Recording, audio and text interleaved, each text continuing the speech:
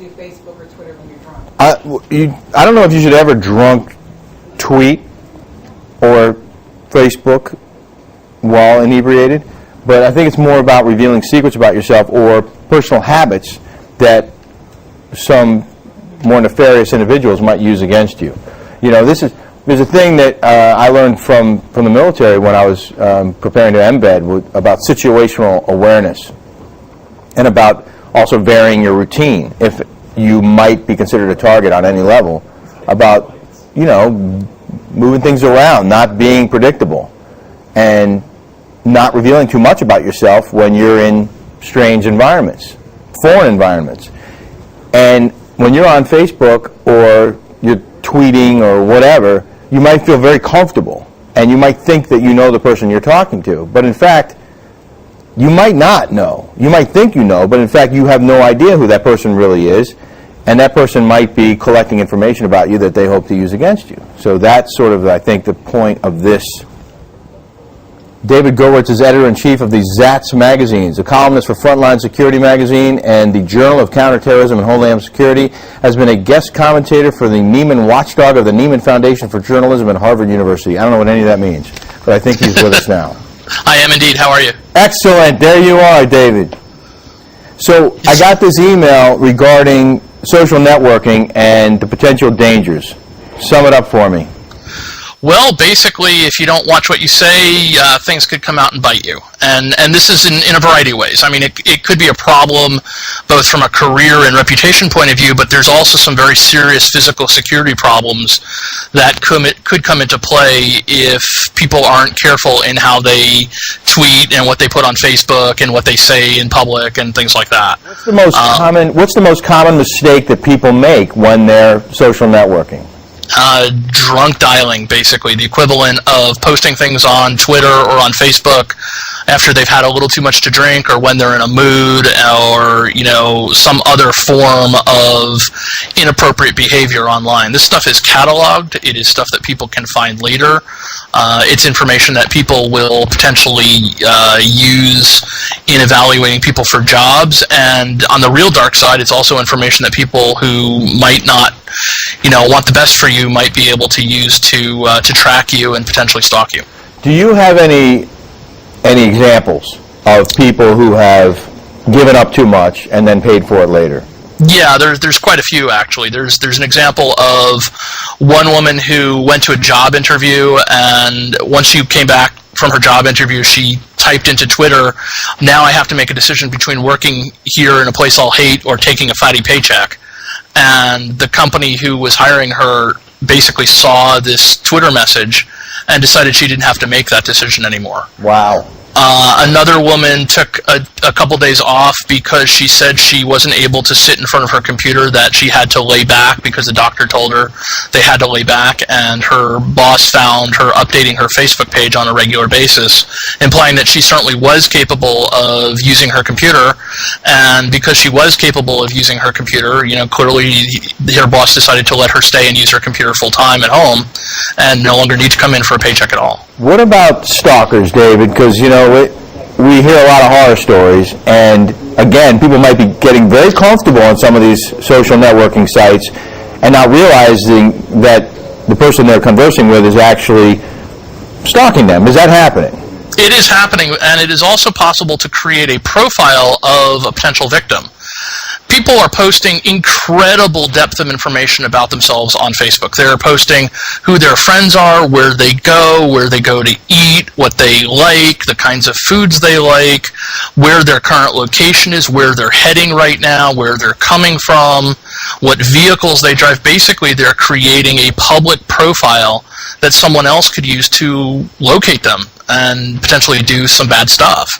And I mean, this is a very, very scary thing. And in fact, with some of the new devices like the iPhones and the BlackBerries, there are now ways to post dynamically updated information about your location at this very moment to people who are supposedly your friends.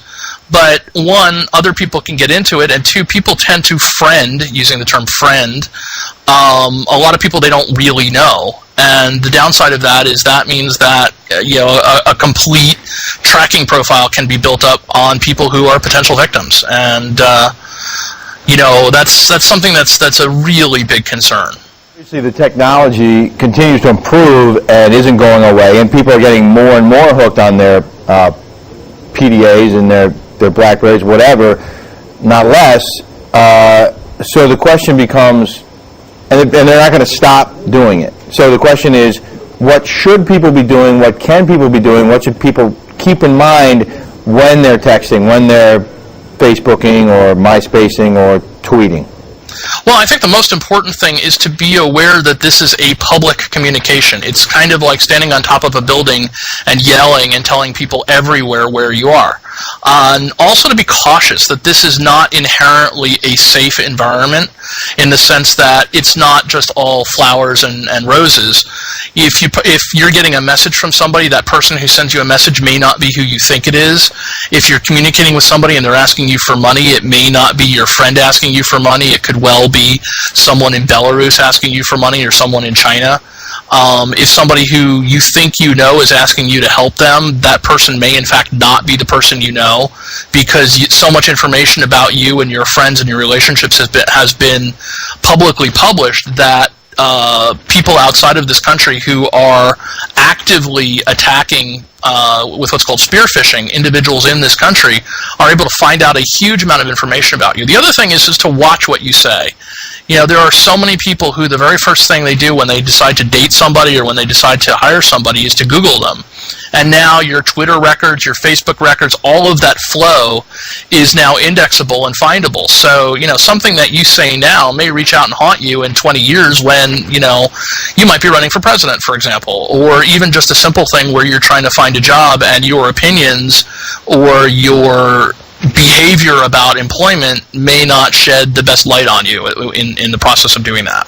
So summing up, David, because we've got a late start and we have to go soon, your best advice to people who are involved in social networking is what? Give up the minimum amount of information and don't talk about where you are or where you're going? Exactly. Think before you tweet. People have phones. If you're going to tell a good friend where you're going, talk to him on the phone. Don't publicly publish it everywhere so that everybody in the world knows where you are. There is a way to set up private communications in some of these networks and set it up privately with an individual at a time, but there's no good reason, especially for those demographics who are likely to be most at risk, women, children, those sorts of things, people who tend to be subjects of stalkers. Don't tell people where you are or where you're going.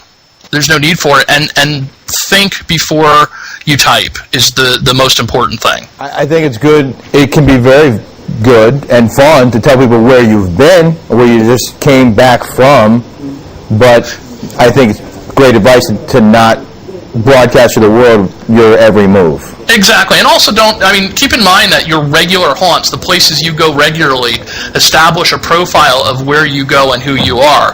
And the more you talk about and the more you tell people, I go to this restaurant at 8 o'clock in the morning, and then I go here, and then I go there, the easier it is for somebody who wants to do something bad can find you. I got an email from a young man who says, I was selected for a congressional internship through the President's Office at Texas Tech University, where I am a graduate student. I suspended my Facebook and MySpace accounts during the selection process because of pictures of me at parties with alcohol. I've heard many stories of schools denying applicants and employers removing candidates from consideration based on Facebook and MySpace. I remember a story a year ago of a girl losing her job in England because of a status update complaining about work. Her boss said it was the same as her posting on a bulletin board at work. Well, if you look like a fool in public, some people may not want to employ you. Yeah. All right. Good advice. David, can you pronounce your last name for me? It is Gewirtz. Gewirtz. Gewirtz. David Gewirtz. It rhymes with the first. All right. And David, if people want more information, how do they get it? The easiest thing to do is go to davidgewirtz.com. That's David, DavidGewirtz.com. Yeah. And they can also go to outlookpower.com, which is a magazine where we publish information about all this information. And this particular report was in Frontline Security, which is frontlinesecurity.com, which is a magazine specifically devoted to Homeland Security and frontline security activities. All right. Excellent. David, very good information, and I'd like to have you back sometime. I think it's a good topic. I think we can go further in depth. Well, thank you very much. This was fun. All right, good. We'll do it. All right. David Gewirtz, Cyberterrorism Advisor and expert. Thanks very much, brother. Thank you. Okay.